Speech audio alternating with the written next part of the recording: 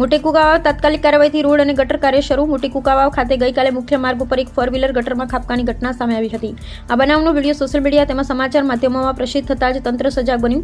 આ ઘટનાને અનુસંધાને R&B વિભાગ તેમજ કુકાવાવ ગ્રામ પંચાયતના સરપંચ શ્રી સંજય લાખાણીના સંકલનથી સમગ્ર રોડ અને ભૂગર્ભ ગટરનું કાર્ય તાત્કાલિક શરૂ કરવામાં આવ્યું. આ બાબતે રોડ પર આવેલા તમામ દુકાનદારો સાથે સંકલન કરી જૂના બસ સ્ટેન્ડ રોડને સુવિધાજનક અને મજબૂત બનાવવા માટે આયોજન હાથ ધર્યું અને સ્થાનિકોના સહકારથી હવે માર્ગ પર સરસ અને સુરક્ષિત બનશે. અકસ્માત બાદ માત્ર 24 કલાકની અંદર સરપંચશ્રી દ્વારા કાર્ય શરૂ કરવામાં આવ્યું. પ્રશંસનીય બાબત ગણાઈ રહી છે. રિપોર્ટર પ્રકાશ બગાશી.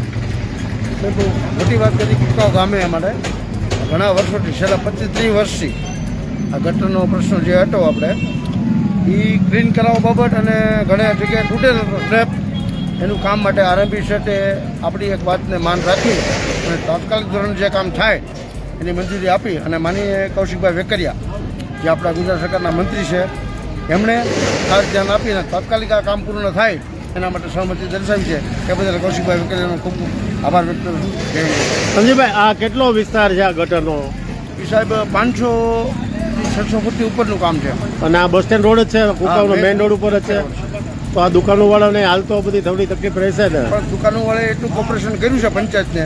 એક ખાલી વાત કહેવાથી છેલ્લા 2 કલાકની અંદર પણ પોતપોતાની સ્વૈચ્છિક રીતે એમ પોતાના પતરા ખોલી અને પોતે સ્વૈચ્છિક રીતે બધા મંજૂર થઈ ગયા.